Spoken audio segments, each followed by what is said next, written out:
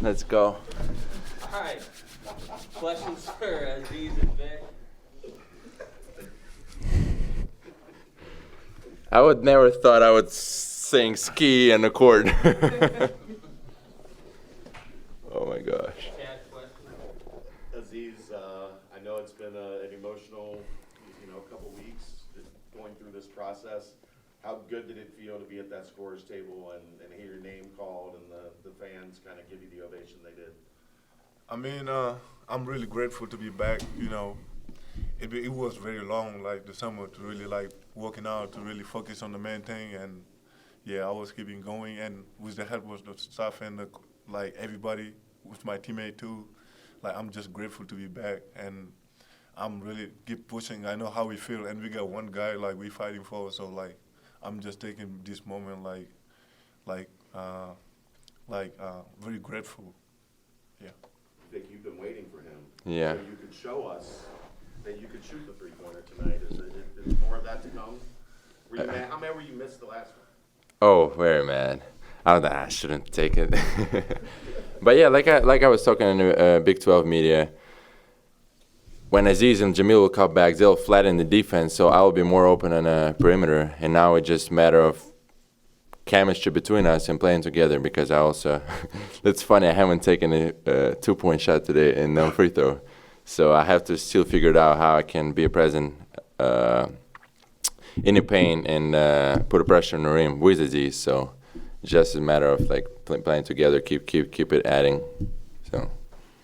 Aziz, obviously, everyone is looking forward to your debut tonight, but then C.J. Frederick kind of goes off as a few heat checks there in the second half. Did it feel like he stole your thunder a little bit, and what was it like to see him score that? I mean, for me, I feel like I'm trying to fight for my teammate, like to be open. Like I'm just really like to see him like keep going, because he's a great shooter. So like by him getting like threes like that, he's just gonna make us like way easier. So yeah.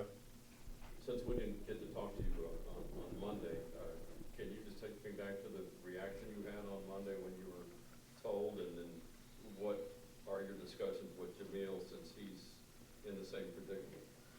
I mean, when it happened, I was at home and I was really happy, but I know like how we feel to be like on this moment. So like at the same time, I was thinking about Jamil, like in his case. So I was telling him like like it gonna come. Just like keep working, and we gonna support you. Yeah. Did you celebrate or anything? Yeah. I did celebrate. I was happy, like really like, because I know how much work I've been putting in. Like it was very challenging. So by just seeing my name be free, I feel like I was ready at that moment. And yeah, I was grateful for the staff, like the great work they did to put me on this spot. Aziz, how important was it for you not only to get right into the game, but get a block on your first defensive series, then a couple minutes later, less than 2 minutes later, you had the dunk. How important were those moments? I think it was very important. Like I'm trying to do everything to win, and Simas really told me like that he was hurt and he wanted to be the first guy to tell me aloud. So I was doing everything I can to get it. So I'm grateful I made it. Yeah, it was very special. Yeah. Vic, do you feel like you could be even more aggressive defensively now that Aziz is back? Yes. That's what playing big does to you. And now I can pressure the ball more or guard perimeter, not being afraid of somebody. Nobody's behind me. Somebody's like Aziz, who is one of the biggest probably shot blockers in the whole country. So it just frees your mind how to guard. Like you're not afraid to get beat because there is a big fella who's gonna support. 20 points off turnovers tonight. How do you guys feel like your pressure affected them offensively? A lot, and Jizzle and John and Dede set a tone just by pressuring. When they wanted to slow the game down, they just pressure the ball and like around the half court so they can just play their play. And they turned to a couple turnovers. We got a couple stop, bigs around the rim, created wide open shots, and then we just kept rolling up there. Aziz, Coach mentioned the reaction from Jamil Reynolds when he told him the news that you were cleared. Just talk about your relationship with Jamil through this process and hearing how excited he was for you, and you're going to do the same for him. Just talk about your relationship with Jamil a little bit. We get really, really close when the game start because like we used to be on the sideline, really like, talk about like everything and to get to know really each other and I know really how we feel, to really like work like the whole time and really not be free, be on the sideline is really hard. So like I know really like how we feel. Yeah. How much did it mean to you to have Wes stand up for you the way that he did and be so adamant that you deserve this and deserve to be on the floor with your teammates? I mean, a lot, really. I really love how much he cared about the game, and he know how hard I really put in. So, like, I really care about, like, how much he trying to, like, help me to get to the spot with the staff and everybody who really helped me. So I'm just grateful to have him out as head coach, yeah. Vic, do you feel like teams are adding that shot to the scouting report now, the outside shot, or do you feel like you still haven't gotten the amount of pressure you might be expecting throughout the season once that's fully in the scouting report? I hope not, because I feel comfortable as of right now. But yeah, speaking of other teams, they definitely will adjust sooner or later. So yeah, and like I said, we just need to keep building, keep figuring it out, keep getting better as a team, as a players, as individuals, and yeah.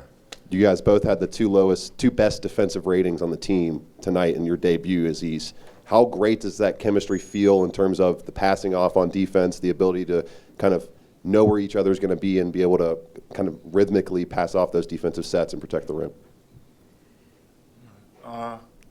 We've been working on that all summer, so like I feel like it just started coming up, and we were just going hard as each other to push each other to be like in the better spot. And I feel like everybody like Vic know I'm gonna be there to help him. Like I know somebody gonna help me like if I overhelp. So like we just been doing it all summer. So I feel like it just started to translate. Yeah. Aziz, Wes talked so much about the struggles and whether it was with mental health or just not being able to play the game of basketball that you went through, but we haven't gotten to hear that. We haven't gotten to hear that from you yet. What was that like, those days and weeks where you weren't sure whether you were going to be able to step on the basketball court or not? What was that like for you? It was very hard, Like, obviously, I'm not from here, and I got my family here, and, like, really, it's just very hard for me to really, to know how to adapt in this country and really to fight through everything, the wave and everything. So, like, they really helped me to find, some therapists and everything to help me, to go to the right spot. But I feel like it was very, very hard, yeah. So you step on the floor tonight and you get that block, and then you get the dunk. At what moment, was it the block or was it the dunk or was it another point? Maybe when you first stepped on the floor, at what point did you kind of settle in and say, all right, this is, it's go time? I was ready. I've been ready. I've been working on this every time on practice, and I knew when I was just waiting for the right time to really show what I can do. Since this is really this is my job, and I've been working on it all summer. So when the time comes, I know I don't have to overdo something I haven't worked on, and I just do me, and yeah. What did that block feel like for you? Really, I was really happy to know, I helped my teammate, to block the shot and everything. It was feeling good, yeah. All right, final question, Ryan. During that 30-2 run, just what was the atmosphere like and your first impression on UC's fan base while you're in there? I mean, electrical. We got a shout out to the DJ who started playing music, like I said already. That was electrical, crazy. Thanks, guys. Thank you. Thank you. Happy Thanksgiving.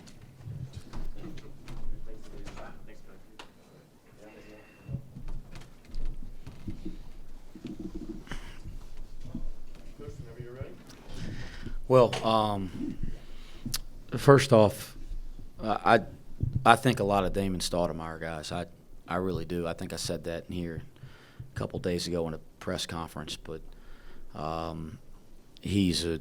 followed his head coaching career at Pacific and don't know him well, but have interacted with him on the road and in our profession. There's just some good guys out there that are really good at what they do. He's going to get Georgia Tech rolling, and they got some guys freshmen. It takes time, but I thought it was noticeable the talent of Bandaogo, and that's his first game.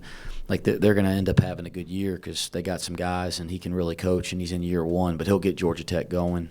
That was fun tonight. I told the guys in the locker room that was really fun there in the second half. I thought they did some things in the first half to just kind of stagnate the game and, frustrate us a little bit. And I thought we handled it good. I did. I mean, they were playing way back and way off of us. We had a scrimmage against Indiana State early in the preseason, and they kind of played us like that, and we struggled with it, and we kind of addressed it after that. And that's why those closed-door scrimmages are so valuable. And I thought we were much more prepared, even though we didn't know that's exactly how they were going to play us. We were much more prepared for how to deal with it because we had been through that once this year and dealt with it already. And so I thought we handled it pretty well. And some of those early wide-open shots don't go in, and sometimes when you get guarded like that, it can kind of snowball. It didn't tonight. And then all of a sudden the lid comes off the basket, and we made some shots. But I thought that run in the second half was fun. It was good to see our defense fuel our running game and sustain itself for the first time. That was what was noticeable to me. If I start singling guys out, I'll talk about the whole roster, so I won't do that tonight. But obviously, Viktor shooting, you guys all thought I was lying about it. When I was talking about how well he's been shooting the ball, I think people really saw it for the first time tonight. Not just that he can make one, but he's pretty effective back there. Certainly, I know you're going to ask me a lot of questions about Aziz, but it's going to take us some time to assimilate him offensively and some other stuff. But, man, I thought his presence defensively was very noticeable tonight, and I thought it impacted the game. And then I thought it was good to see C.J. Frederick make some plays there, in the second half to get us going too.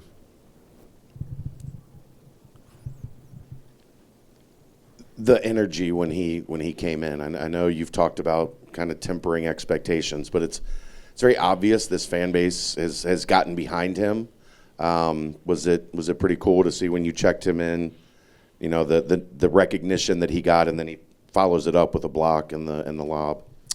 Yeah, I appreciate so much how and he does, and I was actually listening to him. I got to walk in after my radio, and it's really neat. He did a great job up here talking, but I appreciate so much how people here in our community have supported him through this, and how I know we're going to continue to support Jamil. So it's meant a lot to me. It's meant a lot to both of them, and it was neat for him to have that moment, and you could sense the energy, right, building up to it. My biggest concern, and these are the champagne problems, right? My biggest concern once he got cleared was that we would make it too much about Aziz tonight, because our team is so excited. He's so excited. Our fan base, I wanted to make sure we made it about Cincinnati basketball too. And I thought our team and him, they handled it beautifully. But our fans, our support, it was awesome, guys. It meant a lot to our program. It meant a lot to him. It meant a lot to me. You've mentioned Day Thomas and Jizzle James a lot throughout this offseason. Just 2 turnovers between the two tonight, 17 points, 7 assists. How much has their play fueled you guys through this 5-game winning streak to start the season?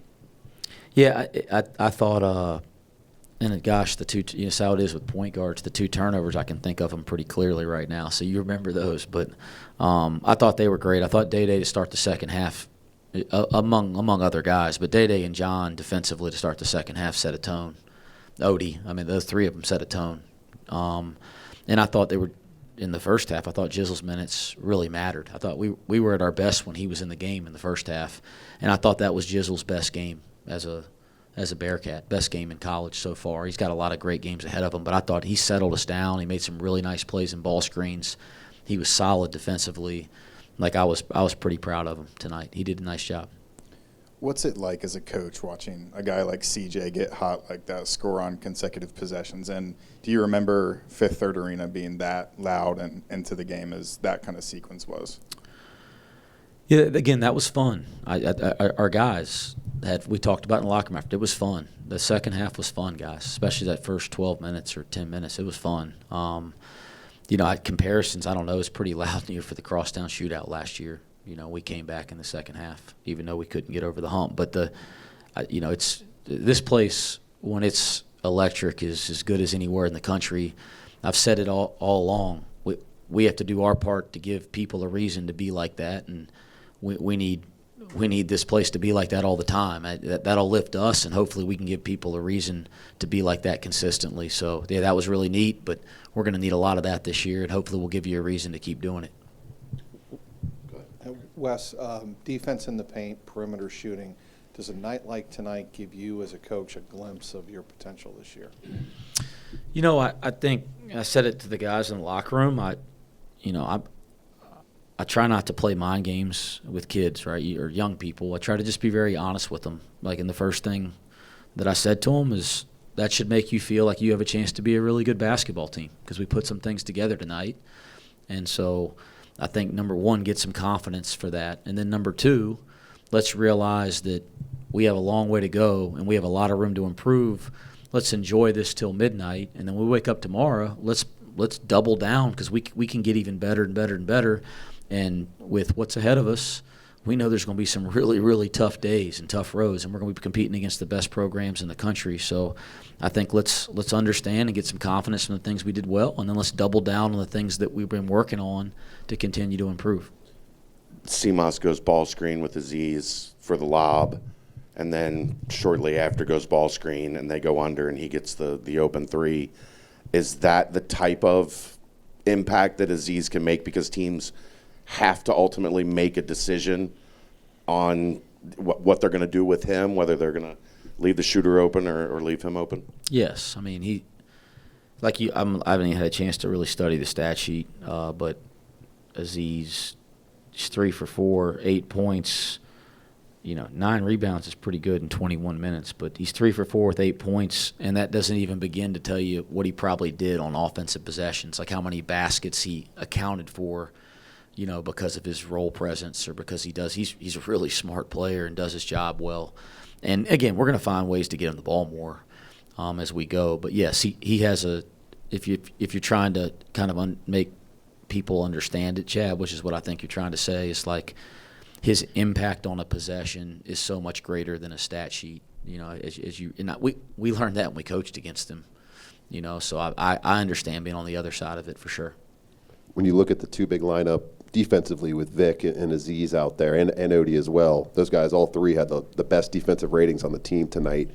What kind of chemistry have you seen in practice? What defensive rating are you looking at? Per 100 possessions, they had the best Just number. points per possession? Yeah. Okay, like lineup ratings. Yeah, like Bandaogo, 57.1 points per 100 possessions allowed. Okay. I was just curious. We might have to hire you to do some analytics.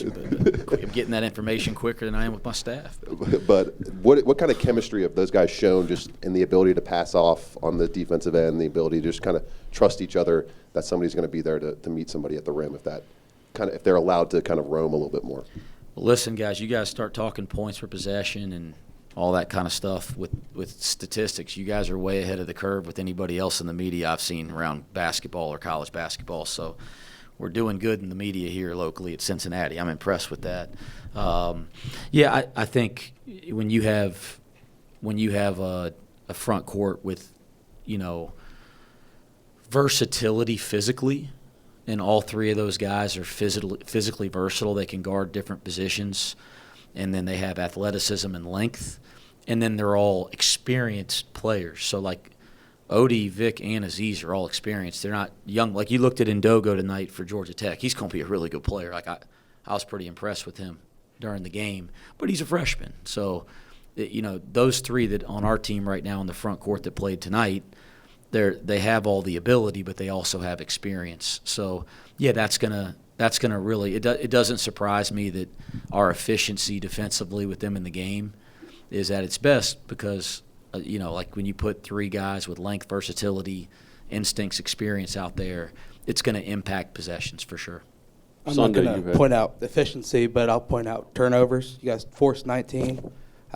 Is that kind of in line with having the front court available to, pressure on the outside as well? Yeah, it's like this isn't rocket science. It's very common sense, right? When you have rim protection, you have guys down there that can make guys miss or come block, or then it gives the guys on the perimeter that the ability to pressure harder and have confidence behind, that they're going to have rotations behind them. And everybody in basketball knows that. That's why it's really hard in recruiting to get multiple guys that have that ability. We're fortunate to have those three, and then we got another one right now in Jamil Reynolds. You know, like we have another guy there. So that's important for the way that we're trying to play on both offense and defense. Sunday, you mentioned you had sleep issues, and I assume those got a little bit better come Monday.